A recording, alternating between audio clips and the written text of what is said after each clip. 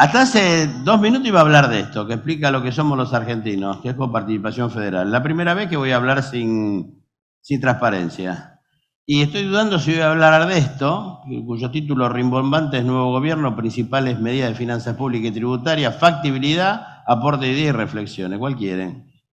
Yo voy a hablar de las dos, aunque me den nada más que 15 minutos. Vos me vas a tener que dar 17 o 18, porque ellos se van a quedar sentados ahí y van a querer saber de esto. Miren, esto es la coparticipación federal. ¿Alguno tiene idea de lo que es la coparticipación federal? Es un pozo ciego donde va nuestra guita. La coparticipación federal es el mecanismo utilizado para repartir nuestra plata primero entre la nación y las provincias y después entre las provincias entre sí. Eso debería estar repartido en función de indicadores socioeconómicos razonables, grado de desarrollo de las provincias, necesidad, población. ¿Saben cómo está repartido esto? Con una coparticipación federal del año 88 que iba a durar 1 año y que dura hasta el día de hoy porque se renueva automáticamente porque no se ponen de acuerdo para hacer una nueva. ¿Y saben cómo son los parámetros de distribución de la coparticipación que rige hoy? Con una ley que tiene 40 años, o sea que es anacrónica. En base a la repartija prebendaria política discrecional hecha entre el año 85, 86, 87, 3 años en que no hubo coparticipación.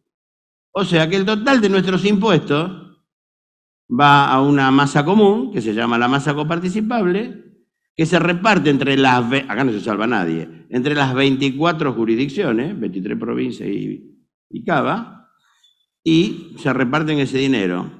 Ahora, ¿qué es lo más grave de todo esto? Ustedes sabían, ¿por qué? ¿Nunca se preguntaron por qué el presupuesto nacional y los presupuestos provinciales, cuando se hacen, se dice, ok, yo voy a gastar 100 pesos, presupuesto nacional. Y claro, y los ingresos, bueno, son los que tengo y va con una inflación del 60%. Y eso, cuando presentan el presupuesto, el que presentaron ahora, hablaba de una inflación del 60%. Está hecho en base a los gastos que son necesarios gastar. Ahora, después que la inflación es el 200% y se recaudan impuestos en base a ingresos que son 200, no 60. ¿Sí? ¿Qué creen que hasta el 60% de inflación se reparte en base al gasto real que se presupuestó? Ahora, si después hay una inflación de 200 y recaudo la diferencia entre 60 y 200, eso es lo que da lugar a las transferencias discrecionales del Estado Nacional a los provinciales, que a su vez tienen un presupuesto hecho con el 60%. Con lo cual esa guita va a parar, por eso digo que es un pozo ciego, porque esa guita va a parar a los 24, muchachos, que agarran la diferencia entre 60, que es el gasto real, y 200, que es el dinero que les viene regalado del cielo por las transferencias discrecionales, y los aportes también, la distribución es automática, pero que tiene esa diferencia. Y los señores, los 24, los gastan alegremente sin rendir cuenta. Y no tienen ninguna responsabilidad de recaudar ni de fiscalizar. Entonces a mí, cuando hablan del gasto público que no se puede bajar, yo me río. Porque yo respeto mucho a los economistas. Pero acá estamos nosotros. Porque si en realidad pusiéramos los gastos como de verdad son y pusiéramos la inflación que de verdad pensamos que va a haber, automáticamente todo ese malgasto, que es la diferencia entre el 60% y el 200%, no existiría. ¿En cuánto bajaría el déficit fiscal? ¿Me expliqué o lo digo de vuelta? Yo lo que estoy diciendo con esto, el malgasto es total. Fíjense además, si tuviera las slides se vería mejor, pero les pongo la Argentina, ¿no? Hay una herradura, que es todo el norte. No sé si hay gente del norte no se sientan ofendidos, porque estos son datos, ¿sí? El norte que arranca en Corrientes, pasa por Formosa, pasa por Jujuy y baja hasta Catamarca. Elimino de ahí a Entre Ríos y elimino a Mendoza. Aportan al PBI el 15%, al PBI nacional, y reciben el 46% de la distribución secundaria de la coparticipación. Esas provincias, cuando ustedes ven fotos en los diarios, ¿qué le dan una idea de...? Son muy lindas todas, pero ¿idea de provincia pujante o ven un montón de chicos pobres descalzos? Y sin embargo, reciben el 46% de la distribución secundaria y aportan el 15% del PBI. No pusieron un mango en desarrollar la infraestructura regional, la economía regional. Entonces, cuando Milei dice, voy a borrar del mapa a la coparticipación, ¿ustedes creen que puede? Si no han desarrollado las economías regionales en todas estas décadas. y todo es gasto asistencial crónico. ¿Quién sostiene al país? El núcleo. Está Entre Ríos, principalmente capital, provincia de Buenos Aires, Córdoba y Santa Fe, perdón. Santa Fe, provincia de Buenos Aires y capital, y podemos agregar ahí que medio empatan Entre Ríos y Córdoba. Eso es lo que está bancando todo el resto. Ahora, cuando decía que despedíamos a la chica esta de la Ruta 3, que se iba a matar en la Ruta 3, estas provincias, que son las que aportan el 75% del PBI y solamente reciben el 46% de la distribución secundaria, ¿tienen plata para seguir reinvirtiendo y manteniendo andando ese núcleo que es el que banca todo el resto del país? Porque la Patagonia sale empatada. Metiendo Mendoza ahí sale empatada. Y las rutas están todas rotas. Entonces, si se arregla el problema de la coparticipación, que es un perfecto reflejo de la Argentina, se arregló el problema de la Argentina. Entonces, que dicen que el 2%, que el tema de bienes personales, rajó a cualquier cantidad de empresarios de la Argentina con dinero. ¿Cuánto? ¿No estaba en el listado que puso él ahí de los principales impuestos? No estaba. Él recauda el 1%. O sea que nosotros, por recaudar el 1%, resuelto esto, podemos anular millones, montones de impuestos, ¿no? Resuelto el 1%. Entonces, por culpa del impuesto a los bienes personales, se fueron un montón de empresas al exterior, que tienen cero impacto en la recaudación necesaria para bancar los gastos públicos de Argentina. Miren cuántas cosas que hay para arreglar. Bueno, si yo no tuviera tenido tiempo para hablar de esto, ustedes se hacen un picnic. Yo me fui ahora a un viaje a Europa, volví, estuve en Turquía, qué sé yo, y tenía un librito que era Breve Historia Argentina, y para poder hacer este trabajo, me leí la historia económica argentina antes, y después con ese libro de historia más, de 170 años de historia económica argentina, que se vienen peleando por esta guita desde el año 1853, cuando la Confederación de las Provincias se juntaron y dijeron, bueno, esto para mí y esto para vos, y después empezaron a armar un desastre total. ¿Qué onto me queda a la mitad? No te preocupes que voy a llegar. Nadie dijo nada. No, ya me está poniendo cara de malito. Estamos encantados.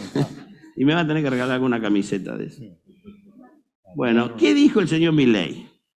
El señor Milei dijo muchas cosas, algunas las hará y otras no hará ninguna. Habló de un blanqueo. Algunos lo escucharon, supongo.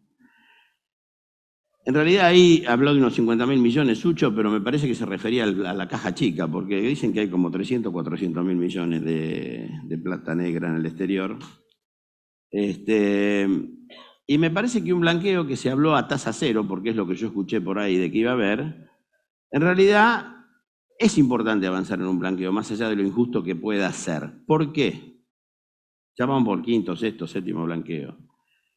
Porque es una de las medidas primeras para tratar de incorporar reservas a la Argentina en dólares si es que llega a haber confianza. Es cierto que para que este blanqueo sea exitoso, tenemos que derogar o minimizar al máximo las alícuotas de bienes personales, porque la traición que hubo con el blanqueo anterior fue muy grande. Entraron todo como perejiles, que me parece bien que hayan blanqueado, pagando el 10%, e inmediatamente bienes personales que ya había bajado al 0,25 lo llevaron al 1 y pico, al 1,5, y bueno, y este gobierno lo llevó al 2,25 para la plata del exterior, que es una locura.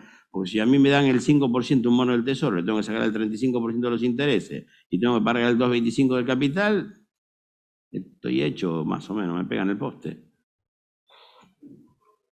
Bien, entonces, para que el blanqueo sea exitoso, si es que va a ocurrir, tienen que bajar sí o sí bienes personales. Yo lo derogaría directamente porque no aporta nada y lo único que hace es espantar inversores. Bien, acá hablo de gasto público y de coparticipación. Milei dijo, yo la coparticipación la voy a derogar. No puede, no la puede eliminar.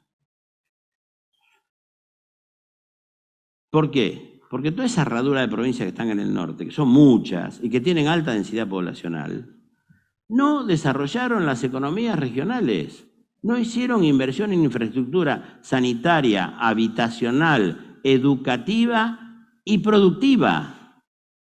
Tienen un retraso tremendo, son hermosas, pero no han hecho eso. La plata fue a parar a otro lado. No sé, bueno, acá también, alguna se fue por un yate por el Mediterráneo, pero bueno. Y además las provincias no tienen capacidad de fiscalización y recaudación. Entonces eso no se puede hacer hoy. No hay ninguna posibilidad, porque no son autónomas, digamos, en poder hoy financiarse.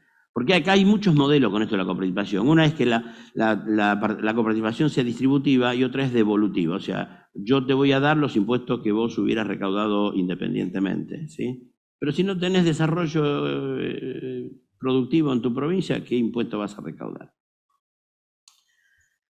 Bueno, lo del presupuesto ya lo expliqué, ¿no? Lo del 60% que se va al 200%. Presión y simplificación tributaria.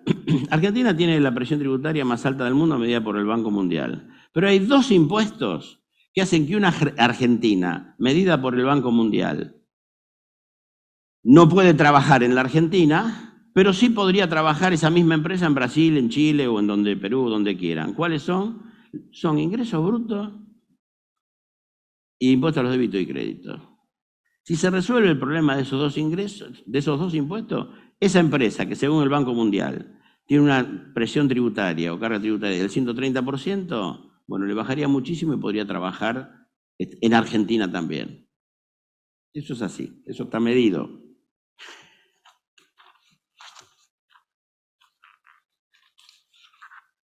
Bien. La mayoría de los impuestos tienen que ser a través del Congreso y tienen que entrar por diputados. Y coparticipación tiene que entrar por senadores, más grave todavía. Y está bendecido por la Constitución que las 24 jurisdicciones se tienen que poner de acuerdo y salir una ley del Congreso. ¿Por qué es tan difícil cambiarlo esto? Porque hay 4 provincias perdedoras, como ya lo dije, Santa Fe, Cava, provincia de Buenos Aires, podría decir Entre Ríos también, y hay 18 ganadoras. De las 18 no quiere el statu quo, no quiere cambiar nada, ¿sí? Ahora hay cosas que realmente podrían resolverle este gobierno sin tener que pasar por el Congreso, que tiene un problemón, ya lo explicaron todos, que hay un problemón de gobernabilidad en el Congreso y con los gobernadores también, ¿sí? Por ejemplo, nos han matado a anticipos, nos matan a retenciones, nos matan a percepciones, nos matan al impuesto al país. Todo eso con resoluciones se resuelve. No tiene que pasar por el Congreso. Lo de la coparticipación sí, porque es un problemón, ¿sí? Entonces me dice, ¿va a haber una reforma tributaria de entrada?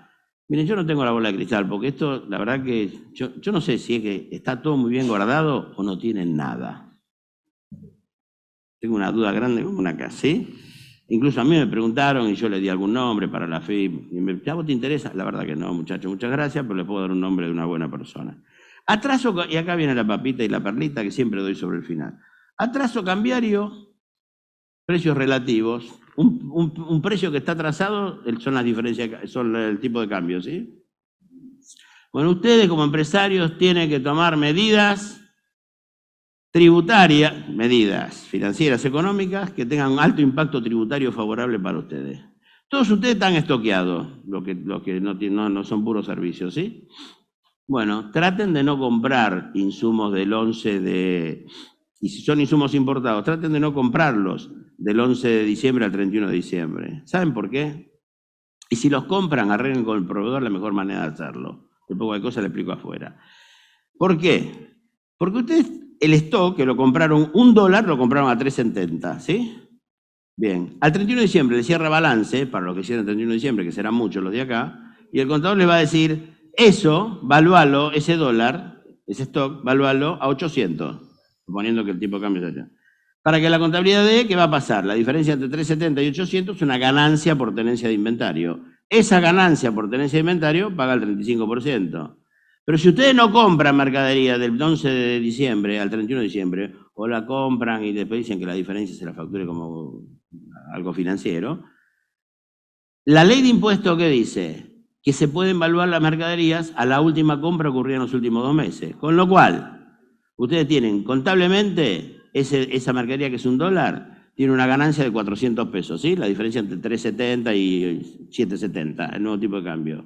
Impositivamente, ¿cómo se evalúa? A 3.70. Con lo cual, tengo una deducción en mi declaración jurada de 3.70 y mato la ganancia por tenencia de inventario. Eso aplica a eso, aplica a las inversiones financieras. Hay montones de cosas que hay que hacer antes del 11 de diciembre para no perder plata con los impuestos.